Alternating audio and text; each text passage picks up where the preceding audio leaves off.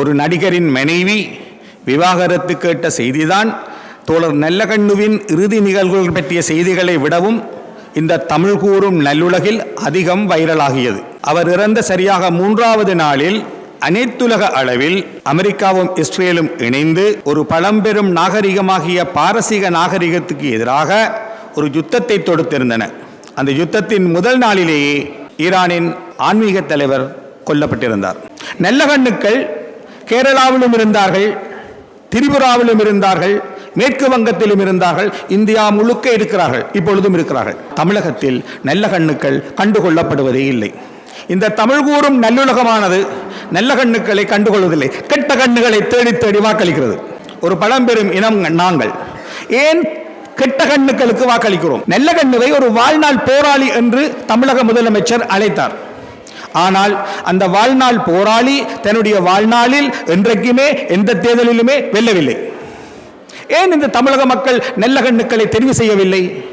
உண்மையானது, நேர்மையானது மக்கள் மத்தியில் போறது குறைவாக இருக்கிறது. இதனால் மக்களும் சீரியஸான நல்லவர்களை, அறிவுபூர்வமானவர்களை, உண்மையானவர்களை, சன்னியாசிகள் போல வாழ்பவர்களை தெரிவு செய்வது குறைவு. யாரு ஆடம்பரமாக தெரிகிறாரோ, யாரு மினுங்குகிறாரோ அவரையே தெரிகிறார்கள். இது ஒரு துயரமான விஷயம். அணுக்குண்டு உலக அரசியலின் அடிப்படை பலமாக மாறிய ஆண்டும் கடந்த நூற்றாண்டுதான். மார்கரெட் தச்சர் பிரிட்டிஷ் பிரதமர் கூறுவார், அணுக்குண்டை பற்றிய பயன்தான் உலக சமாதானம் என்று. இன்றைக்கும் அதுதான் உண்மை. ஈரானிடம் அணுக்குண்டு இருந்திருந்தால் சண்டை இந்த அளவுக்கு வந்திருக்காது, அடிச்சிருக்கவே மாட்டான். ஒரு துருவ உலகச் சூழல் என்பது போராடும் ஈழத்தமிழ் மக்களுக்கு சாதகமானதா? இருதுருவ உலகச் சூழலுக்குள் தான் தமிழீழ விடுதலை போராட்டம் வளர்ந்தது. ஒரு துருவ உலக ஒழுங்கின் எழுச்சியோடு தான் தமிழீழ விடுதலை போராட்டம் சோதனைக்குள்ளாகியது.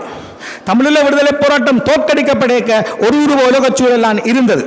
பின்னர் சீனாவின் எழுச்சியோடும் பிராந்திய கூட்டுக்களின் எழுச்சியோடும் பலதுருவ சூழல் உருவாகிறது என்று கருதப்பட்டது. ஆனால் மார்க்சியம் தெளிவாக சொல்லும், பல துருவங்கள் இருந்தாலும் இறுதியிலும் இறுதியாக இரு துருவங்கள் தான் இருக்கும்.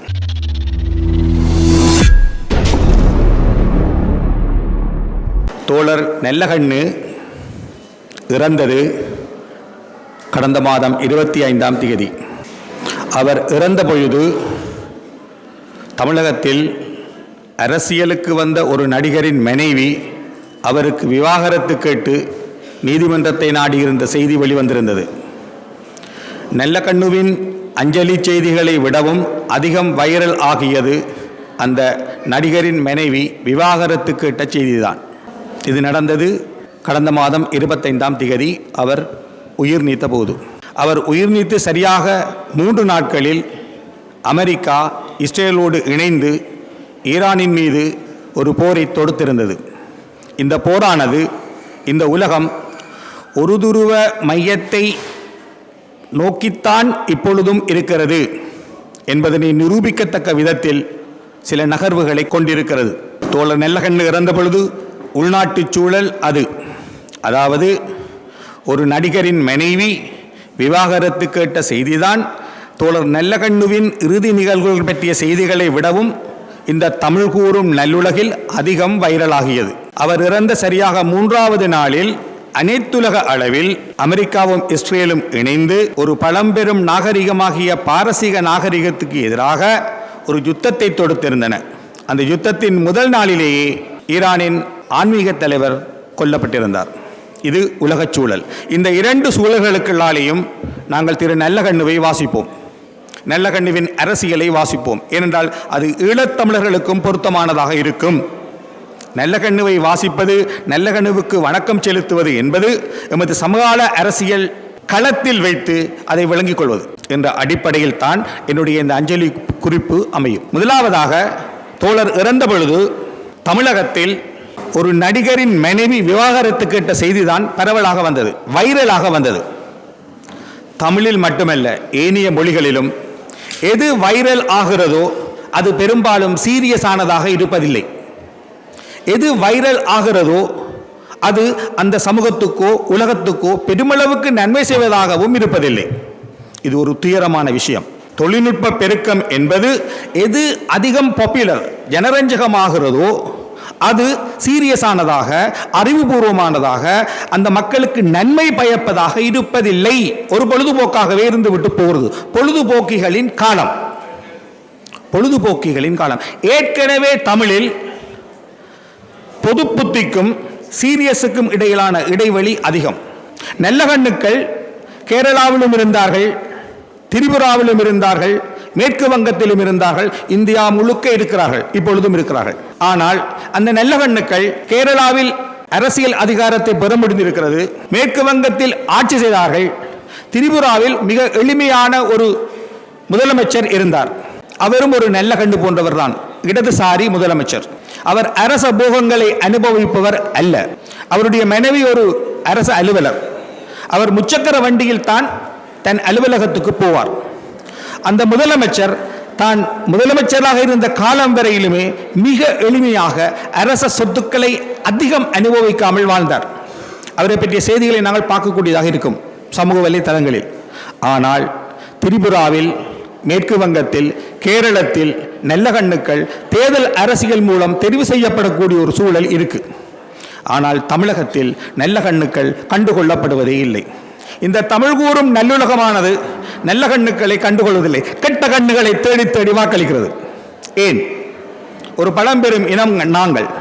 ஏன் கெட்ட கண்ணுக்களுக்கு வாக்களிக்கிறோம்? மிகச்சில சந்தர்ப்பங்களில் தான் நல்லகண்ணுக்கள் எங்களுக்கு பிரதிநிதிகளாக வரக்கூடியதாக இருக்கு. அதுவும் அந்த நல்லகண்ணுக்கு தேர்தல் தந்திரம் தெரிஞ்சிருக்கணும். தேர்தலில் வெல்வதற்கு ஒன்றில் சாதி கதைக்கோணும், சமயம் கதைக்கோணும், இனங்கதைக்கோணும், அல்லது காசை அள்ளி வீசணும். அது ஒரு வியாபாரம், அது ஒரு தந்திரம். அதில் ஒரு ஒரு ஒரு எப்படி அதை மார்க்கெட் பண்ற என்ற தந்திரம் இருக்கணும். ஆனால் நல்ல கண்ணுகள் இந்த தந்திரத்தை கற்றுக்கொள்வதில்லை, அல்லது கற்றுக்கொள்ள விரும்புவதில்லை. இதனால் அறிஞர்கள், புத்திஜீவிகள், நல்ல கண்ணுக்கள் தமிழ் அரசியலில் மிகடைக்கு வருவது குறைவு, வந்தாலும் தேர்தலில் தெரிவு செய்யப்படுவது குறைவு. நல்லகண்ணுவை ஒரு வாழ்நாள் போராளி என்று தமிழக முதலமைச்சர் அழைத்தார். ஆனால் அந்த வாழ்நாள் போராளி தன்னுடைய வாழ்நாளில் என்றைக்குமே எந்த தேர்தலிலுமே வெல்லவில்லை. ஏன் இந்த தமிழக மக்கள் நல்லகண்ணுக்களை தெரிவு செய்யவில்லை? கெட்ட கண்ணுக்களை தானே தெரிகிறார்கள். என்ன நடக்கிறது?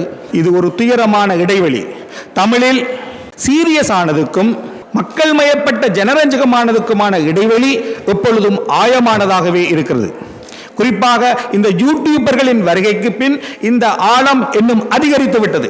யூடியூபர்கள் எப்பொழுதும் ஜனரஞ்சகம் என்று சொல்லிக்கொண்டு மேலோட்டமானதையே மக்கள் முன் கொண்டு வருகிறார்கள். மக்களின் பலவீனம் எதுவோ, எது மக்களின் உணர்ச்சிகளை சுரண்டுமோ அதையே முன்வைக்கின்றார்கள். இதனால் சீரியஸானது, அறிவுபூர்வமானது, உண்மையானது, நேர்மையானது மக்கள் மத்தியில் போறது குறைவாக இருக்கிறது. இதனால் மக்களும் சீரியஸான நல்லவர்களை, அறிவுபூர்வமானவர்களை, உண்மையானவர்களை, சன்னியாசிகள் போல வாழ்பவர்களை தெரிவு செய்வது குறைவு. யாரு ஆடம்பரமாக தெரிகிறாரோ, யாரு மினுங்குகிறாரோ அவரையே தெரிகிறார்கள். இது ஒரு துயரமான விஷயம். தமிழ் கூறும் நல்லுலகம் என்று சொல்கிறோம். ஆனால் நாங்கள் நல்ல கண்ணுக்களை எப்பொழுதும் தெரிவு செய்யாமல் விடுகிறோம். நல்ல கண்ணுக்களும் இந்த விஷயத்தில் தேர்தல் அரசியலுக்கு ஏற்ப தங்களை சுதாகரித்துக் கொள்வது குறைவாக இருக்கிறது. இந்த தமிழ் தேசிய அரசியலில் நான் எப்பொழுதும் ஒரு உதாரணம் சொல்வேன். தங்கம் ஆபரணம். தங்கத்தை ஆபரணமாக்குவதாக இருந்தால் செம்பு கலக்க வேண்டும். தனித்தங்கத்தை ஆபரணமாக்க முடியாது. தனித்தங்கத்தை வேண்டுமென்றால் நாங்கள் அயன் சேவில் வச்சிருக்கலாம். ஆனால் அதை நகையாக்குவது என்று சொன்னால் அதில் ஏதோ ஒரு விகிதம் செம்பு கலக்க வேண்டும். தூய்மையாக, நேர்மையாக இருந்து கொண்டு, ஒரு சன்னியாசி போல ஒன்றுக்கும் ஆசைப்படாமல் இருந்து கொண்டு தேர்தல் அரசியலில் வெல்வது கடினம். இதுதான் துயரச் சூழல். எமது ஜனநாயக சூழல் அப்படித்தான் இருக்கிறது. அப்ப நீங்கள் ஒரு நேர்மையான ஆளாக நான் இருக்கிறேன், இந்த நேர்மையை நான் விடமாட்டேன், தூய தங்கமாகவே இருப்பேன், 24 கேரட் தங்கமாகத்தான் இருக்க போகிறேன் என்று சொன்னால் அயன் சேவில் இருக்க வேண்டியதான். கொஞ்சமாவது செப்பு கலந்தால் தான் நீங்கள் ஆபரணமாக வரலாம்.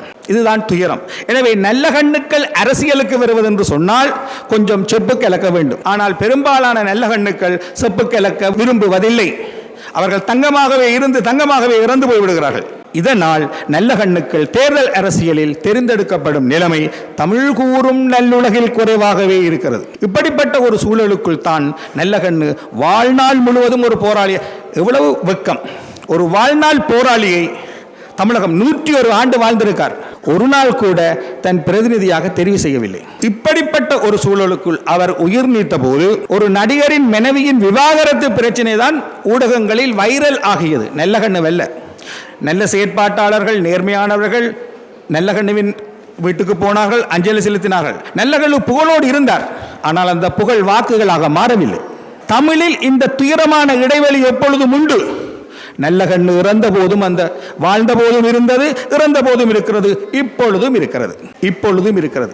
சீரியஸ் ஆனதுக்கும் ஜனரஞ்சகமானதுக்குமான அந்த பாரதூரமான இடைவெளி, புத்திசாலித்தனத்துக்கும் பொது புத்திக்கும் பொருந்தி வராத அந்த இடைவெளி, புத்திசாலித்தனத்துக்கும் பொது புத்திக்கும் பொருந்தி வராத இடைவெளி. நாங்கள் பார்க்கின்ற திரை சீரியல்கள், நாடகத்தொடர்கள் பெருமளவு அப்படிப்பட்டவைதான். பொது புத்தியை அவமதிப்பவை.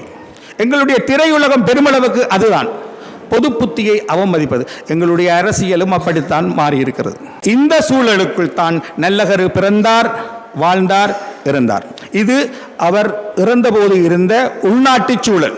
அவர் இறந்து 3 நாட்களில் மாறிய வெளிநாட்டு சூழல், சர்வதேச சூழலை பார்ப்போமாக இருந்தால், அமெரிக்கா இஸ்ரேலோடு இணைந்து ஈரானின் மீது ஒரு போரை தொடுத்திருந்தது. இந்த போர் ஒரு துருவ உலகிற்குள் தான், ஒரு துருவ மைய அரசியல் தான் இப்பொழுதும் உலகில் கோலோச்சுகிறது என்பதனை நிரூபிக்கத்தக்கதாக இருந்தது, முழுமையாக இல்லாவிட்டாலும். நல்லகண்ணு ஒரு இடதுசாரியாக நல்லதுக்கும் கெட்டதுக்கும் இடையிலான அந்த இருமை நிலை, அதாவது முதலாளித்துவத்துக்கும் பாட்டாளித்துவத்துக்கும் இடையிலான அந்த இருமை நிலையை கற்றுக்கொண்டு வளர்ந்தவர்.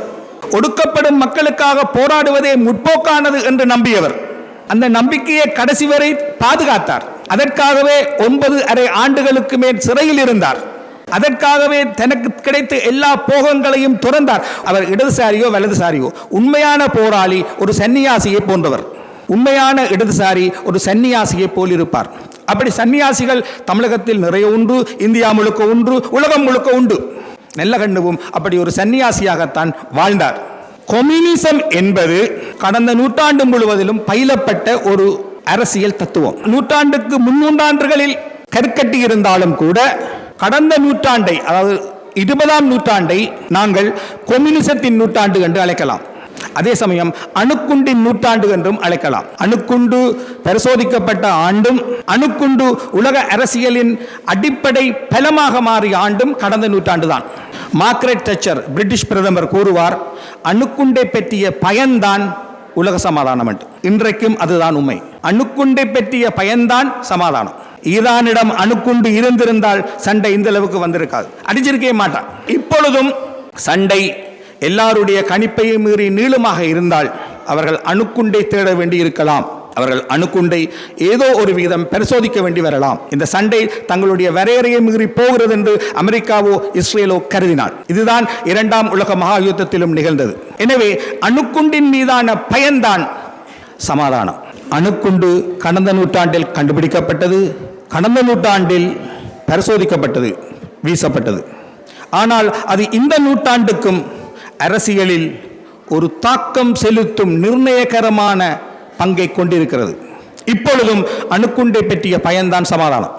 ஆனால் கடந்த நூற்றாண்டில் ஒரு அரசியல் செய்முறையாக பயிலப்பட்ட மார்க்சியம் இந்த நூற்றாண்டில் எப்படி இருக்கிறது? கிட்டத்தட்ட 1980களின் நடுப்பகுதிக்கு பின் முதலாளித்துவம் ஏற்றுக்கொள்ளப்பட்ட ஒரு தீமையாக, அக்செப்டட் ஈவிலாக வந்துவிட்டது. மார்க்சிய பேரரசுகளின் எழுச்சிகளையும் மார்க்சிய பேரரசுகளின் வீழ்ச்சிகளையும் நல்லகண்ணு தன் வாழ்நாளில் கண்டார்.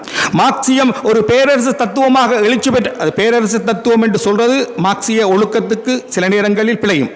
ஆனால் மார்க்சிய அரசுகள், இடதுசாரி அரசுகள், கம்யூனிஸ்ட் அரசுகள் பேரரசுகளாக எழுச்சி பெற்ற ஒரு காலத்தில் நல்லகண்ணு வாழ்ந்தார். இந்த காலத்தில் தான் தமிழீழ விடுதலை போராட்டமும் வளர்ந்தது. ஏனென்றால் கம்யூனிசம் ஒரு பேரரசாக எழுச்சி பெற்ற பொழுது அதற்கு எதிராகவும் அதை எதிர்கொள்வதற்காகவும் முதலாளித்துவமும் மறுதலையாக வளர்ந்தது. 2ஆம் உலக மகா யுத்தத்துக்கு பின் நாங்கள் கூறுகிற கெடுபிடி போர் என்பது கம்யூனிசம் முதலாளித்துவம் இரண்டுக்கும் இடையிலான ஒரு பனிப்போர். இந்த சூழல் போராடும் இனங்களுக்கு அதிகம் வாய்ப்பானது. அரசாங்கத்தை முதலாளித்துவம் ஆதரித்தால் போராட்ட குழுவை, இயக்கத்தை மார்க்சியம் ஆதரிக்கும்.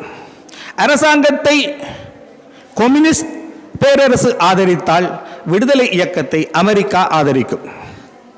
இப்படித்தான் இருந்தது கடந்த நூற்றாண்டு.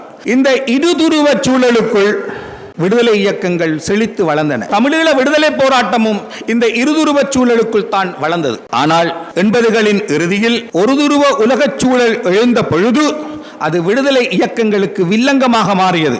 இன்றைக்கும் அதுதான் நிலைமை. ஒருதுருவ உலகச் சூழலும் தொழில்நுட்ப பெருக்கமும் தன்னியல்பாக தோன்றி வளரும் விடுதலை இயக்கங்களுக்கு பாதகமானவைகளாக காணப்படுகின்றன. தகவல் தொழில்நுட்ப பெருக்கம் என்பது தன்னியல்பாக தோன்றும் விடுதலை இயக்கங்களுக்கு ஒரு விதத்தில் நல்ல சேவகனாக இருக்கிறது, இன்னொரு விதத்தில் மோசமான ஒற்றனாகவும் இருக்கிறது.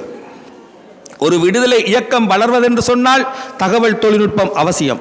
ஆனால் அதே தகவல் தொழில்நுட்பம் தான் அந்த விடுதலை இயக்கத்தையும் காட்டிக் கொடுக்கும். எனவே இன்றைக்கு இருக்கும் தொழில்நுட்ப பெருக்கம் ஒருதுருவ உலகச் சூழல் என்பது தன்னியல்பாக தோன்றக்கூடிய விடுதலை இயக்கங்களுக்கு அதிகம் சாதகமானது அல்ல. இருதுருவச் சூழல் இருந்த பொழுது யாரு நல்ல துருவம், எது கெட்ட நரகம், எது நல்ல சொர்க்கம் என்ற ஒரு போட்டி இருந்தது.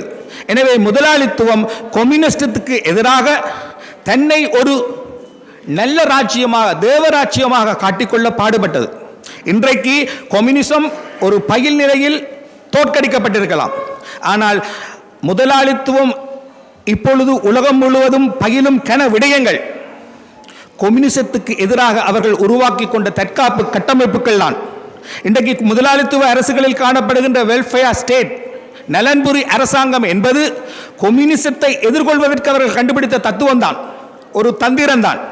நாங்கள் புலம்பெயர்ந்து 11 லட்சத்துக்கும் அதிகமான ஈழத்தமிழர்கள் புகலிடங்கோடி இருப்பது இந்த நலன்புரி அரசுகளில் தான். நலன்புரி அரசுகளின் காலத்தில் தான் நாங்கள் ஒரு பலமான புலம்பெயர் சமூகமாக எழுச்சி பெற்றோம். நலன்புரி அரசு என்பது கம்யூனிசத்துக்கு எதிராக முதலாளித்துவம் கண்டுபிடித்த தற்காப்பு கவசங்களில் உண்டு. எனவே கம்யூனிசம் அந்த அர்த்தத்தில் தோற்கவே இல்லை.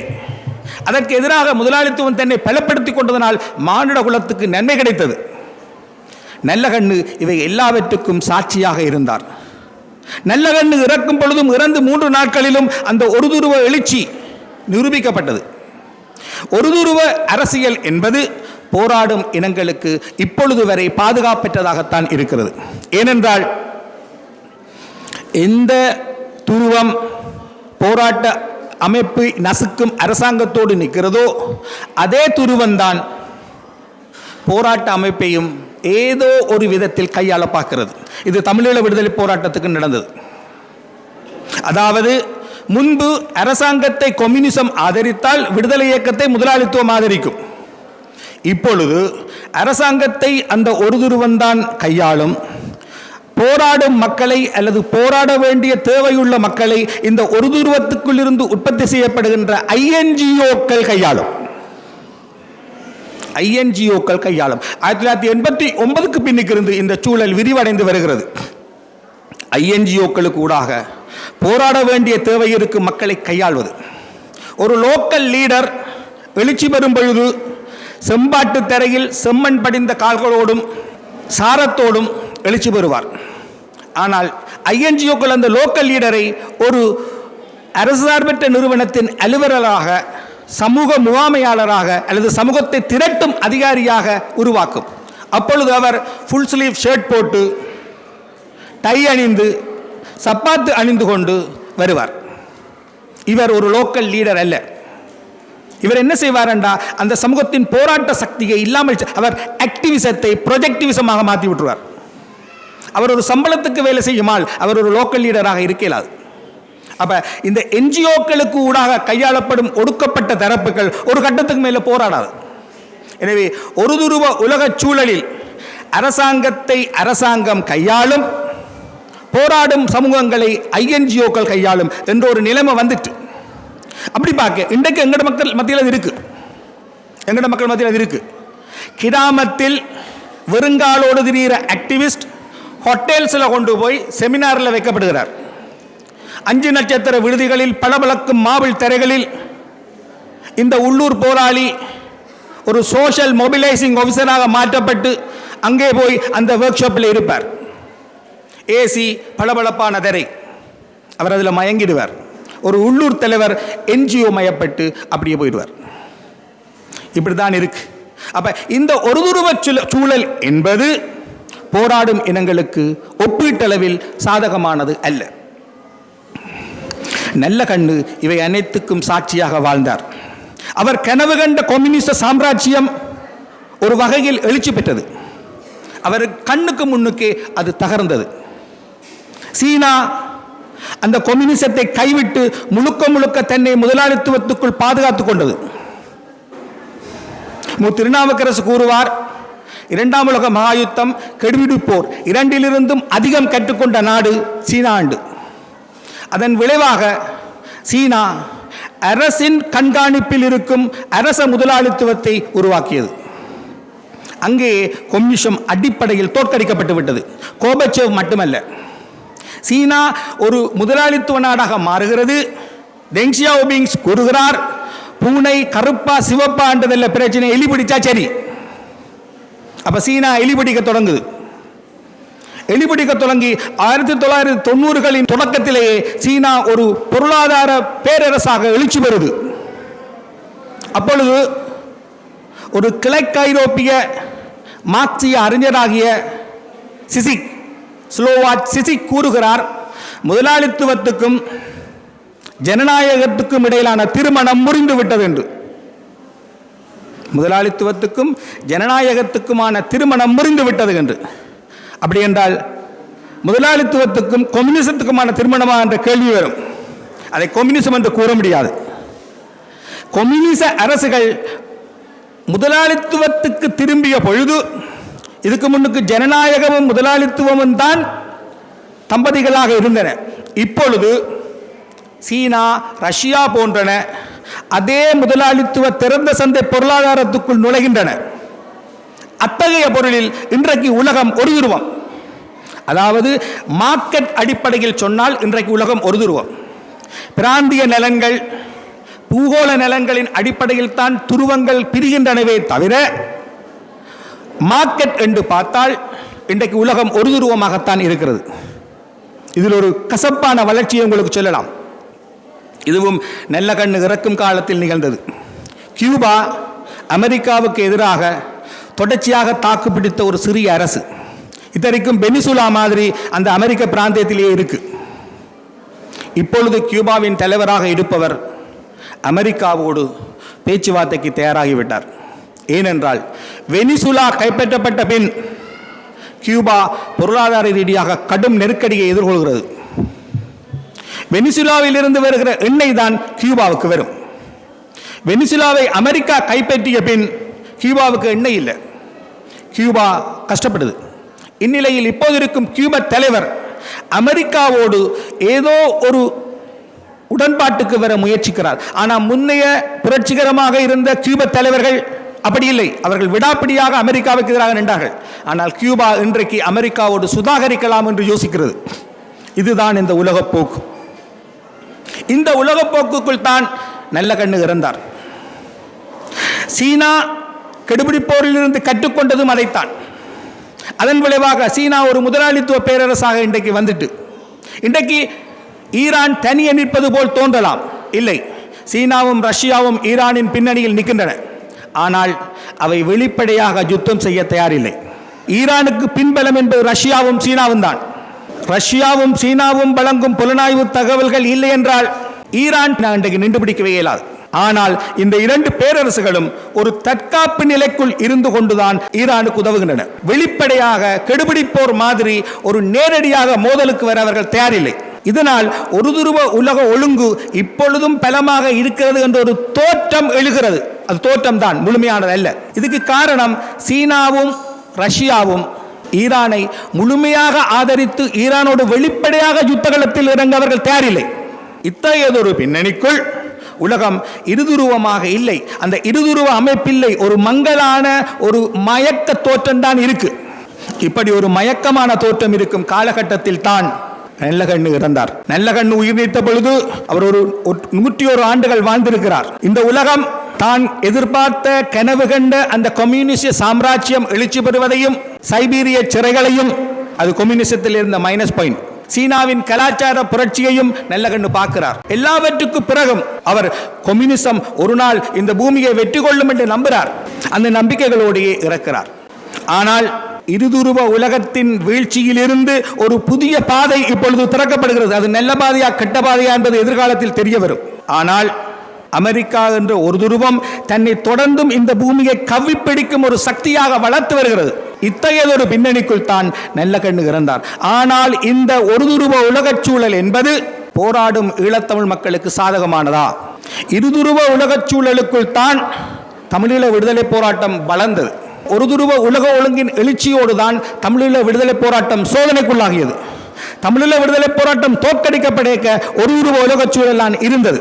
பின்னர் சீனாவின் எழுச்சியோடும் பிராந்திய கூட்டுக்களின் எழுச்சியோடும் பலதுருவ சூழல் உருவாகிறது என்று கருதப்பட்டது. ஆனால் மார்க்சியம் தெளிவாக சொல்லும், பல துருவங்கள் இருந்தாலும் இறுதியாக இரு துருவங்கள் தான் இருக்கும். பிளஸ் மைனஸ் பட்டியல் இருக்கிறது மாதிரி கிட்டத்தட்ட அப்படித்தான் இப்ப இருக்கு. அங்கேயும் கூட சீனாவும் ரஷ்யாவும் ஈரானோடு வெளிப்படையாக யுத்தத்தில் ஈரானுக்கு ஆதரவாக இறங்க தயாரில்லை. இது அமெரிக்காவுக்கு பலமாக இருக்கிறது. இப்படிப்பட்ட ஒரு உலகச் சூழலுக்குள் சிசி கூறியது போல முதலாளித்துவத்துக்கும் ஜனநாயகத்துக்குமான திருமணம் முறிந்து கிட்டத்தட்ட 1/4 நூற்றாண்டுக்கு மேலாகிவிட்டது. அதன் உதாரணத்தை நாங்கள் நமது நாட்டையே காணலாம். ஒரு இடதுசாரி அமைப்பாகிய ஜேவிபி, அதன் கொடிகளில் தான் சிவப்பும் நட்சத்திரங்களும் உண்டு. அது முழுக்க இன்றைக்கு IMF, வேர்ல்ட் பேங்க் போன்றவற்றின் நிகழ்ச்சி நிரலுக்குள் தான் நிற்கிறது. கிட்டத்தட்ட சிசி கூறியது போல கொழும்பில் இருக்கும் அரசாங்கமும் அந்த புதிய திருமணம் தான்.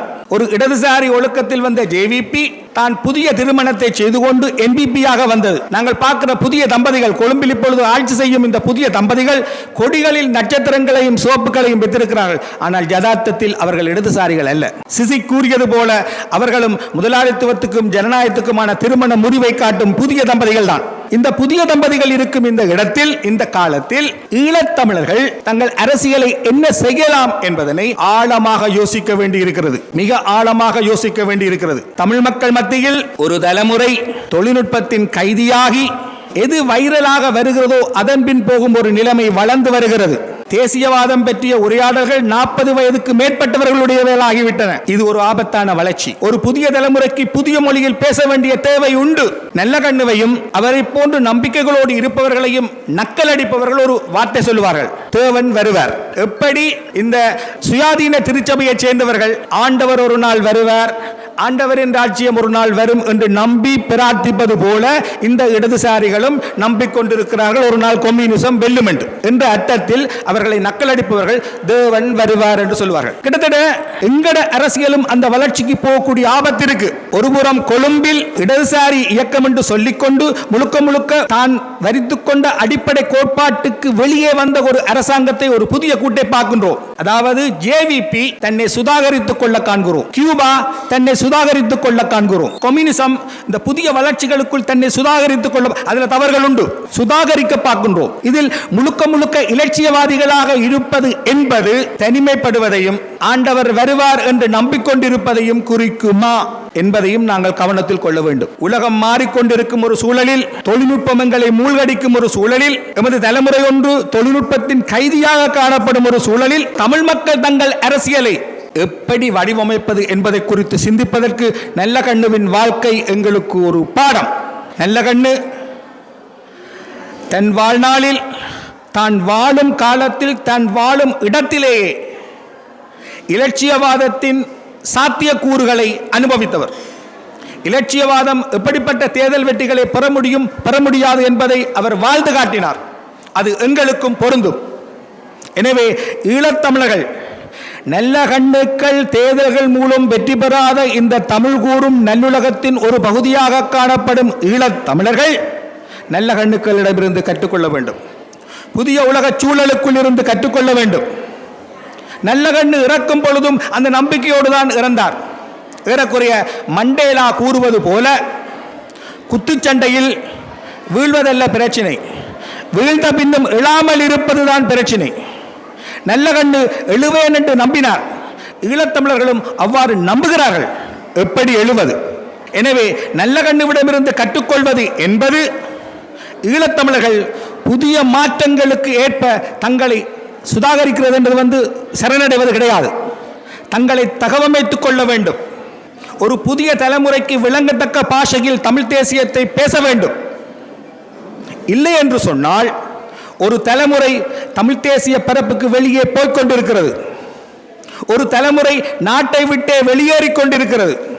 இந்நிலையில் நல்லகண்ணுவிடமிருந்து கற்றுக்கொள்வது என்பது தூய இலட்சியவாதத்தை எப்படி நடைமுறை சாத்தியமான அரசியலாக வெற்றிக்குரிய வழியாக வடிவமைப்பது என்பது தான் ஈழத்தமிழர்கள் நல்லகண்ணுவிடமிருந்து கற்றுக்கொள்ள வேண்டிய பாடம்.